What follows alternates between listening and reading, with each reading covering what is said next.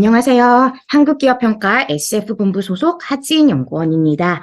이번 시간에는 매출채권 유동화에 대해 간단히 설명드리겠습니다.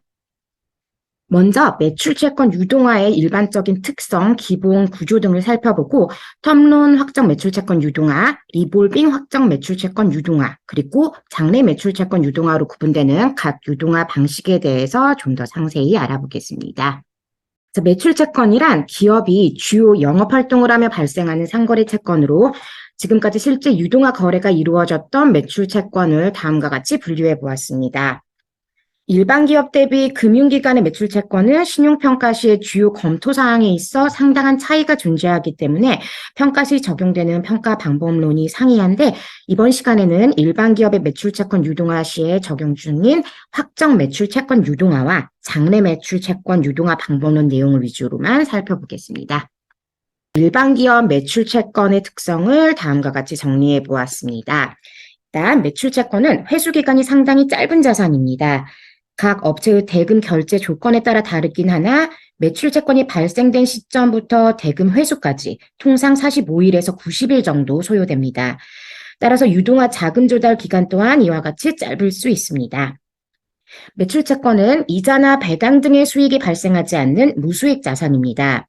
따라서 유동화 자산 양도 시에 매출 채권 액면에서 일정 수익률로 할인된 금액이 자산 보유자에게 지급됩니다.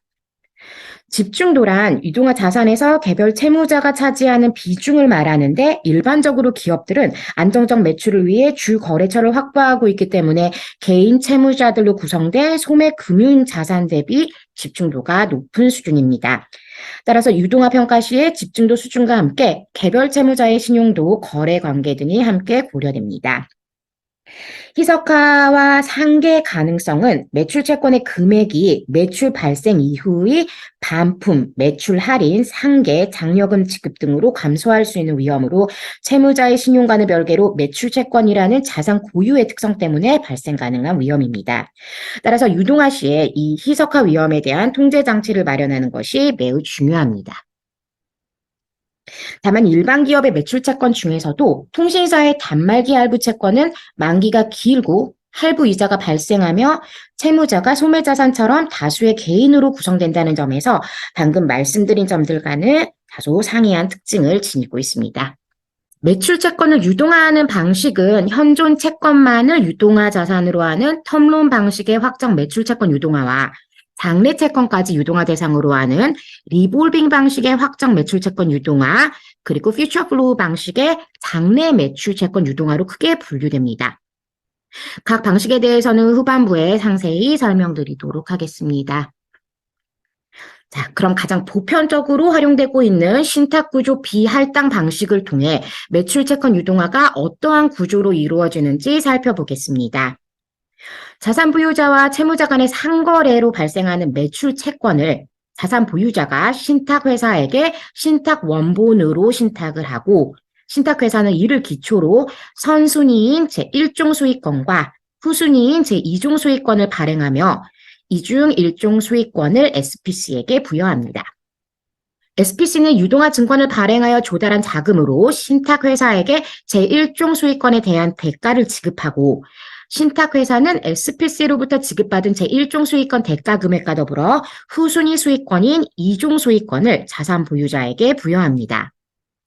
매출 채권이 신탁재산 관리자를 통해 회수되면 신탁회사는 정해진 1종 수익권 지급 일정에 따라 SPC에게 먼저 수익을 분배하고 2종 수익 가지급 조건 등에 의해서만 2종 수익을 자산 보유자에게 지급합니다.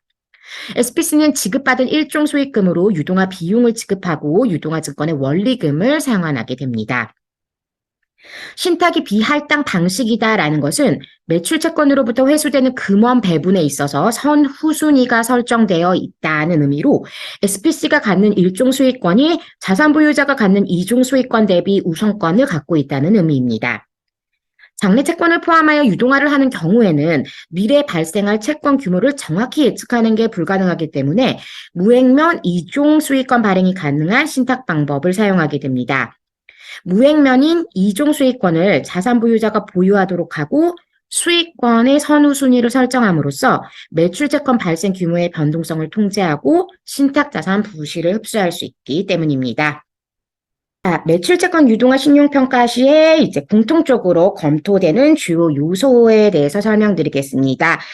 법률 위험, 구조적 위험, 신용 위험으로 크게 구분이 되며 장래 채권을 활용한 유동화 시에는 자산의 발생 가능성과 관련한 검토가 추가적으로 이루어지게 됩니다.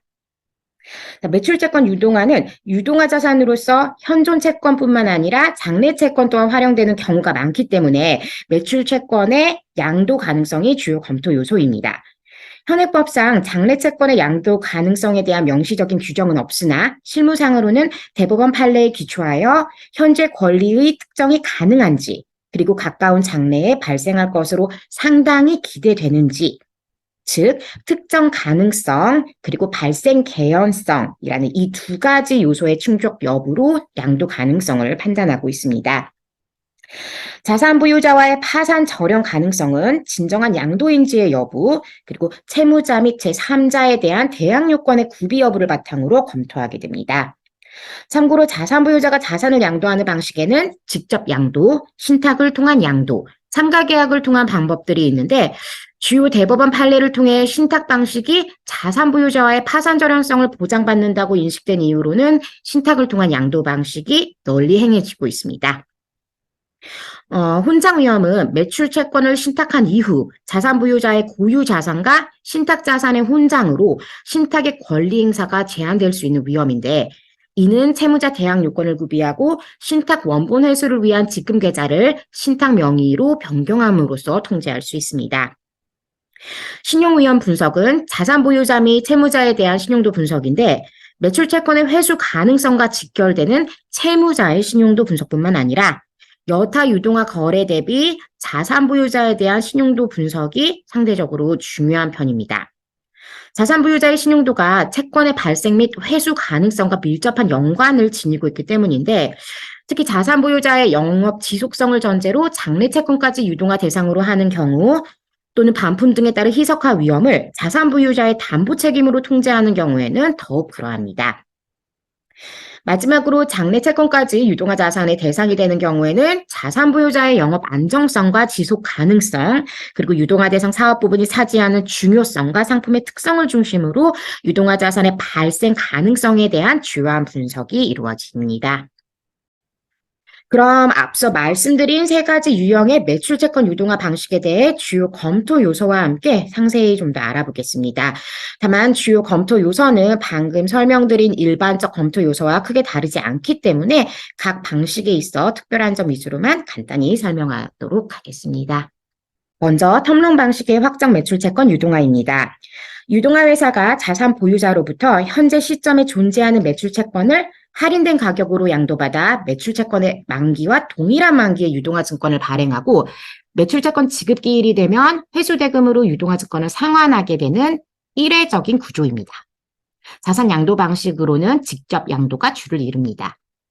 자산 보유자 입장에서는 사실상 은행에서 매출채권을 할인받는 팩토링과 유사한데 팩토링과는 달리 자산 보유자에게 상환 청구권이 행사될 수 없는 비소구 조건이기 때문에 자산 보유자 입장에서는 북오프를 통해 재무 비율을 개선할 수 있도록 구조화할 수 있다는 장점이 존재합니다.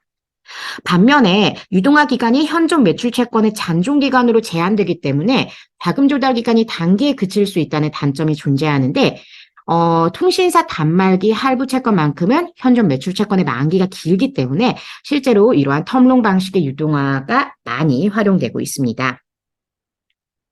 텀론 방식에서는 혼장 위험 및 희석화 위험 위주의 분석이 이루어지는데 희석화 위험의 통제 방안이 자산 보유자의 담보 책임이냐 아니면 거래처의 지급 확약이냐에 따라 유동화 증권의 신용 등급이 자산 보유자나 채무자의 신용도에 연계되어 구조화되는 것이 일반적입니다. 다음은 리볼빙 방식의 확정 매출 채권 유동화입니다. 본 방식은 텀론 방식의 확정 매출 채권 유동화를 계속적으로 반복하는 구조입니다. 텀론 방식에서는 매출채권 지급 기일에 그 회수대금으로 유동화 증권을 상환하고 거래가 종료되었다면 리볼빙 방식에서는 매출채권 회수 대금으로 유동화증권을 상환하지 않고 대신에 신규 발생된 매출채권을 매입하여 유동화자산 보유를 지속해 나가는 게 되는데 이와 같은 거래를 몇 차례 반복하도록 구조화하여서 만기가 짧은 자산을 가지고 유동화 기간을 장기화할 수 있다는 장점이 있습니다.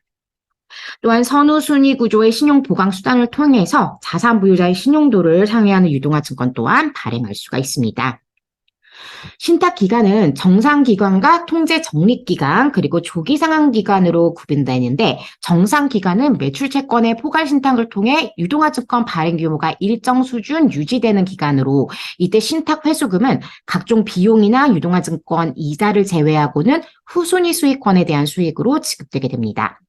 통제 적립 기간은 발행된 유동화 증권의 원금이 상환되기 위해 약정된 규모의 원금 상환 필요액이 신탁의 적립 또는 선순위 수익으로 바로 지급되는 기간입니다.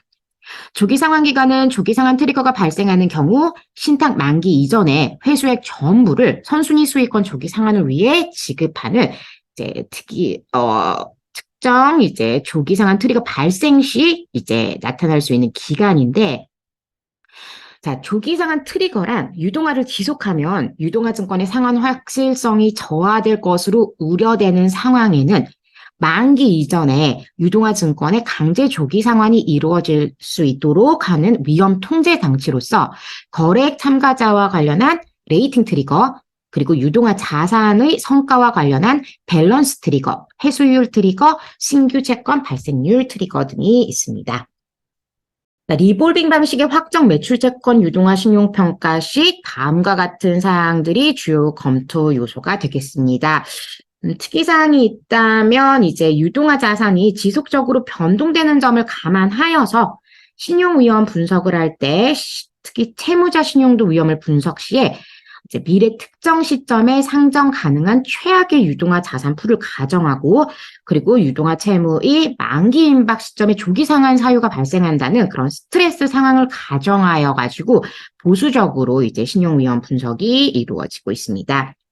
자, 아무튼 이러한 리볼빙 방식을 통해 제일 처음에 말씀드린 텀론 방식 대비 유동화 기간을 장기화할 수는 있는데 그렇다 하더라도 조달 가능한 작은 규모는 텀론 방식과 별반 크게 다르지 않게 크게 확대할 수는 없는 그런 한계점이 존재합니다.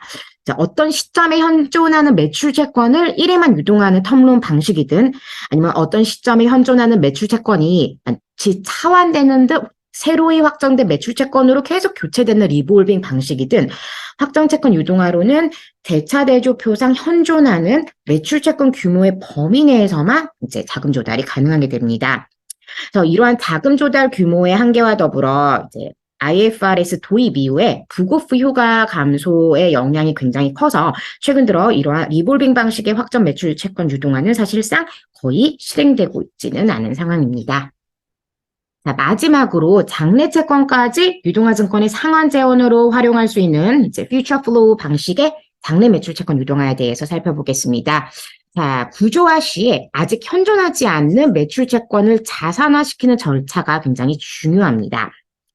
자, 유동화 증권이 모두 상환되기 위해서는 자산 보유자의 영업 활동이 지속되어야 하는 만큼 자산 보유자의 신용 위험으로부터 완벽한 절연은 사실 기타 외부 신용 보강 없이는 불가능하고 회계상으로 유동화 조달 자금이 자산 보유자의 차입금으로 처리됨에 따라 재무지표 개선 효과도 크게 없지만 장래 매출 채권 유동화를 통해서는 장기화된 자금 조달뿐만 아니라 리볼빙 방식의 확정 매출 채권 유동화와 달리 대규모 자금 조달이 가능하기 때문에 이와 같은 유동화 거래는 꾸준히 발생하고 있습니다.